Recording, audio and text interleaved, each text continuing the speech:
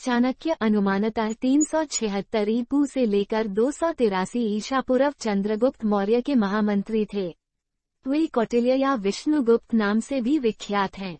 चनक नामक व्यक्ति के पुत्र होने के कारण वह चाणक्य कहे गए। विष्णुगुप्त कूटनीति, अर्थनीति, राजनीति के महाविद्वान और अपने महाज्ञान का कुटिल सदुपयोग जनकल्याण तथा अखंड भारत के निर्माण जैसे सृजनात्मक कार्यों में करने के कारण वह कौटिल्य कहलाए। उन्होंने नंदवंश का नाश करके चंद्रगुप्त मौर्य को अजापाल से प्रजापाल राजा बनाया।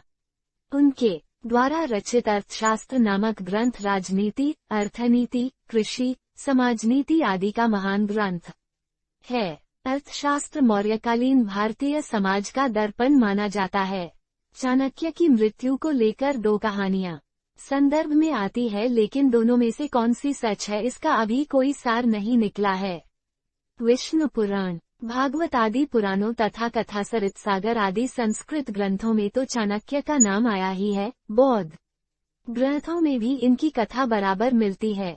बुद्धघोष की बनाई हुई विनय पिटक की टीका तथा महानाम स्थविर रचित महावंश की टीका में चाणक्य का वृतांत दिया हुआ है। चाणक्य तक्षशिला एक नगर जो रावलपिंडी के पास था के निवासी थे। इनके जीवन की घटनाओं का विशेष संबंध मौर्य चंद्रगुप्त की राज्य प्राप्ति से है। ये उस समय के एक प्रसिद्ध विद्वान थे, इसमें कोई संदेह नहीं। कहते हैं कि चाणक्य राजसी ठाठ बात से दूर एक छोटी सी कुटिया में रहते थे। परिचय। चंद्रगुप्त के साथ चाणक्य की मैत्री की कथा इस प्रकार है। पाटलिपुत्र के नंद वंश के राजा धनानंद के यहाँ आचार्य एक अनुरोध लेकर गए थे। आचार्य ने अखंड भारत की बात की और कहा कि वह पौरव राष्ट्र से यमन शासक सेल्यूकस को भगा दे, किंतु धनानंद ने नकार दिया, क्योंकि पोरस राष्ट्र के राजा की हत्या धनानंद ने यमन शासक सेल्यूकस से करवाई थी। जब ये बात आचार्य को खुद धनानंद ने बोला, तब क्रोधित होकर आचार्य ने ये प्रतिज्ञा की कि जब तक मैं नंदों का नाश न कर लूंगा तब तक अपनी शिखा नहीं बांधूंगा। उन्हीं दिनों राजकुमार चंद्रगुप्त राज्य से निकाले गए थे। चंद्रगुप्त ने चाणक्य से मिलकर मलेच्छ राजा पर्वतक की सेना लेकर पाटलिपुत्र पर चढ़ाई की और नंदों को युद्ध में परास्त करके मार डाला। नंदों के नाश के संबंध में कई प्रकार की कथाएं हैं। कहीं लिखा है कि चाणक्य ने महानंद के यहाँ निर्माल्य भेजा, जिसे छूते ही महानंद और उसके पुत्र मर गए। कहीं विष्कन्या भेजने की कथा लिखी है। मुद्राराक्षस नाटक के देखने से जाना जाता है कि नंदों का नाश करने पर भी महानंद के मंत्री राक्षस के कौशल और नीति के कारण चंद्रगुप्त को मगध का सिंहासन प्राप्त करने में बड़ी बड़ी कठिनाइयां पड़ी। अंत में चाणक्य ने अपने नीतिबल से राक्षस को प्रसन्न किया और चंद्रगुप्त का मंत्री बनाया। बौद्ध ग्रंथों में भी इसी प्रकार की कथा है, केवल महानंद के स्थान पर धनानंद शब्द है। कुछ विद्वानों के अनुसार कौटिल्य का जन्म पंजाब के चाणक क्षेत्र में हुआ था, अर्थात आज का चंडीगढ़, जबकि कुछ विद्वान मानते हैं कि उनका जन्म दक्षिण भारत में हुआ था। कई विद्वानों का यह मत है कि वह कांचीपुरम के रहने वाले द्रविड़ ब्राह्मण वह जीविकोपार्जन की खोज में उत्तर भारत आया थे। कुछ विद्वानों के मतानुसार केरल भी उनका जन्म स्थान बताया जाता है। इस संबंध में उनके द्वारा चरणी नदी का उल्लेख इस बात के प्रमाण के रूप में दिया जाता है। कुछ संदर्भों में यह उल्लेख मिलता है कि केरल निवासी चाणक्य वाराणसी आया था, जहां उसकी पुत्री खो गई। वो फिर केरल वापस नहीं लौटा और मगध में आकर बस गया। इस प्रकार के विचार रखने वाले विद्वान उन्हें केरल के निषाद कुतुल्लूर नामपुत्री वंश का वंशज मानते हैं। कई विद्वानों ने उन्हें मगध का ही मूल निवासी माना है। कुछ बौद्ध साहित्यों ने उन्हें तक्षशिला का निवासी बताया है। कौटिल्य के जन्मस्थान के संबंध में अत्यधिक मतभेद रहने के कारण निश्चित रूप से यह कहना कि उनका जन्म स्थान कहाँ था कठिन है, परंतु कई संदर्भों के आधार पर तक्षशिला को उनका जन्म स्थान मानना ठीक होगा। के सुब्रमण्यम ने कहा है कि कई संदर्भों में इस बात का उल्लेख मिलता है कि सिकंदर को अपने आक्रमण के अभियान में युवा कौटिल्य से भेंट हुई थी।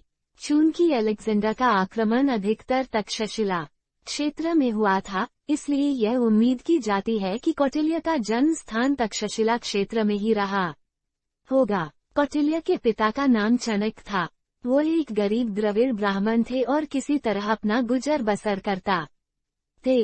अतः स्पष्ट है कि कौटिल्य का बचपन गरीबी और दिक्कतों में गुजरा होगा। कौटिल्य की शिक्षा दीक्षा के संबंध में कहीं कुछ विशेष जिक्र नहीं मिलता है, परंतु उनकी बुद्धि की प्रखरता और उनकी विद्वता उनके विचारों से परिलक्षित होती है। वो कुरूप होते हुए भी शारीरिक रूप से बलिष्ठ थे।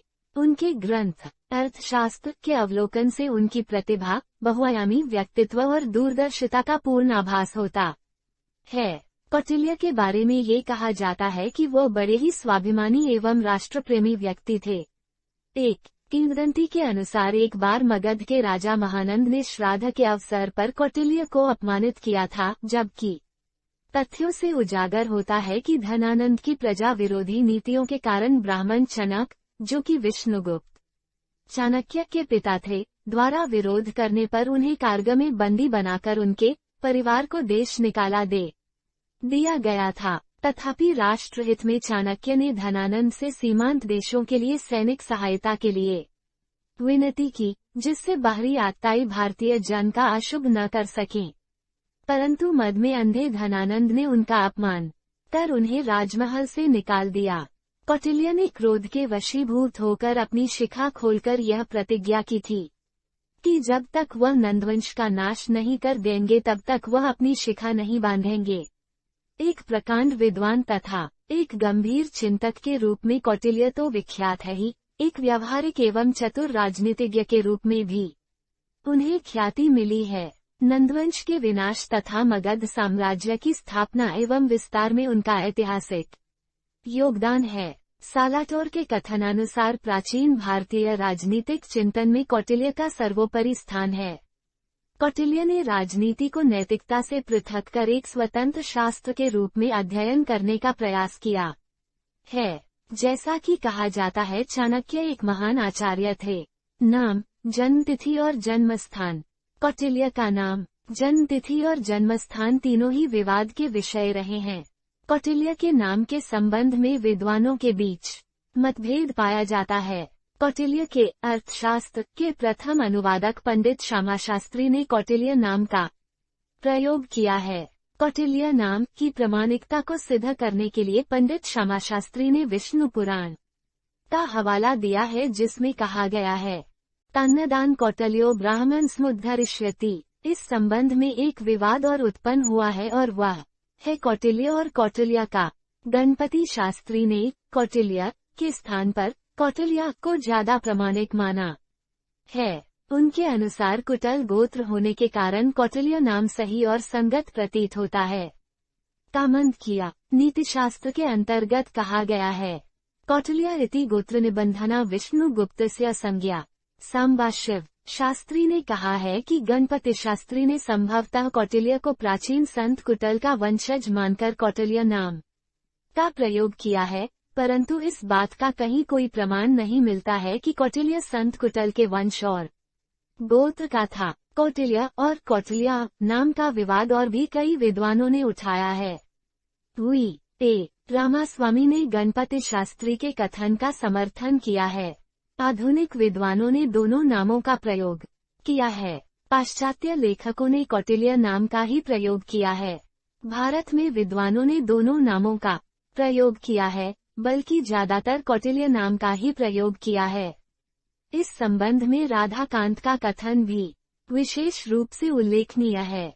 उसने अपनी रचना शब्दकल्पद्रम में कहा है, अस्तु कौटिल्य इति वा कौटिल्य इति यह चाणक्यस्य गोत्रनामधेयम्। कौटिल्य के और भी कई नामों का उल्लेख किया गया है, जिसमें चाणक्य नाम प्रसिद्ध है। कौटिल्य को चाणक्य के नाम से पुकारने वाले कई विद्वानों का मत है कि चाणक्य निषाद का पुत्र होने के कारण ये चाणक्य कहलाया। दूसरी ओर कुछ विद्वानों के कथनानुसार उसका जन्म पंजाब के चनक क्षेत्र के निषाद बस्ती में हुआ था, जो वर्तमान समय में चंडीगढ़ के मल्लाह नामक स्थान से सूचित किया जाता है। इसलिए उन्हें चाणक्य कहा गया है, यद्यपि इस संबंध में कोई स्पष्ट प्रमाण नहीं मिलता है। एक बात स्पष्ट है कि कौटिल्य और चाणक्य एक ही व्यक्ति है। कौटिल्य की कृतियां के संबंध में भी कई विद्वानों के बीच मतभेद पाया जाता है।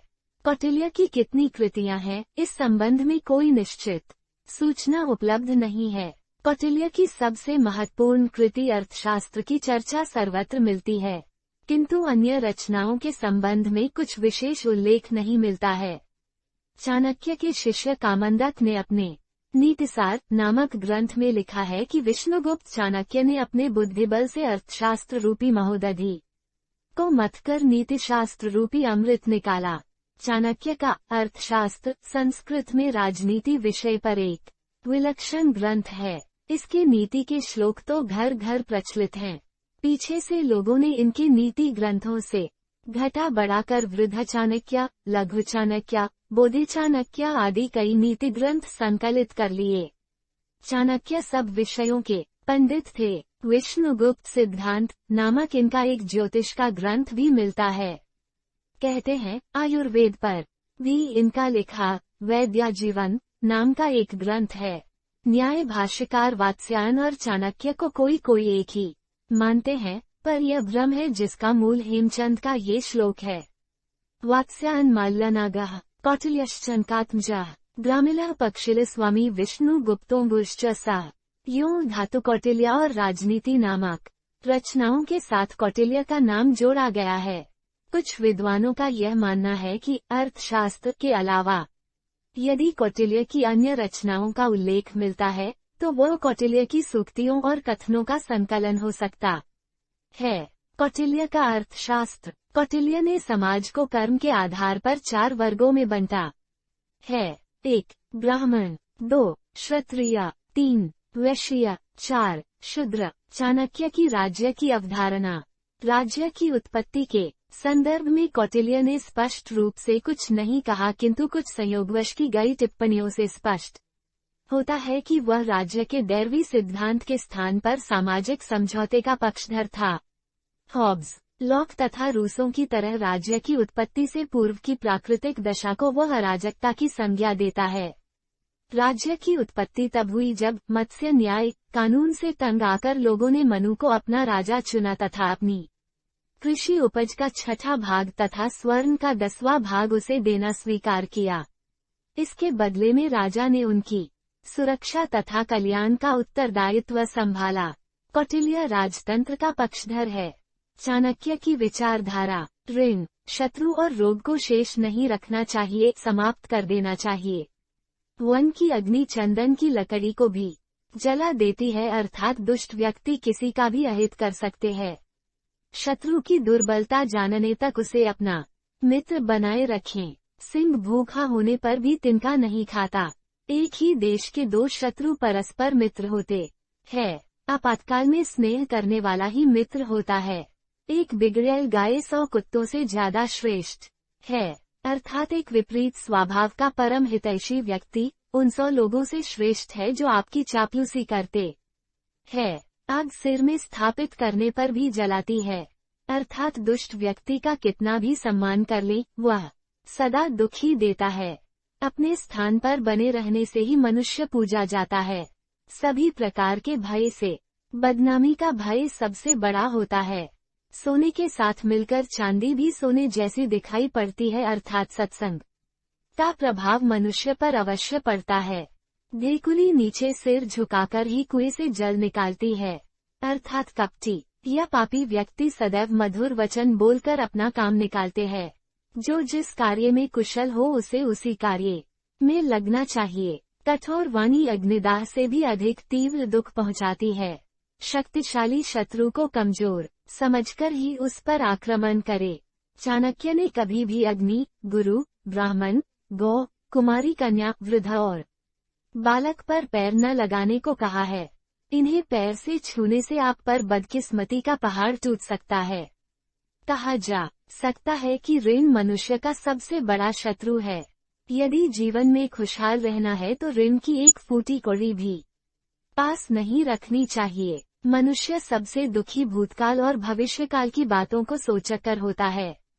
केवल वर्तमान के विषय में सोचकर अपने जीवन को सफल बनाया जा सकता आचार्य चाणक्य कहते हैं कि शिक्षा ही मनुष्य की सबसे अच्छी और सच्ची दोस्त होती है, क्योंकि एक दिन सुंदरता और जवानी छोड़कर चली जाती है, परंतु शिक्षा एक मात्र ऐसी धरोहर है जो हमेशा उसके साथ रहती है।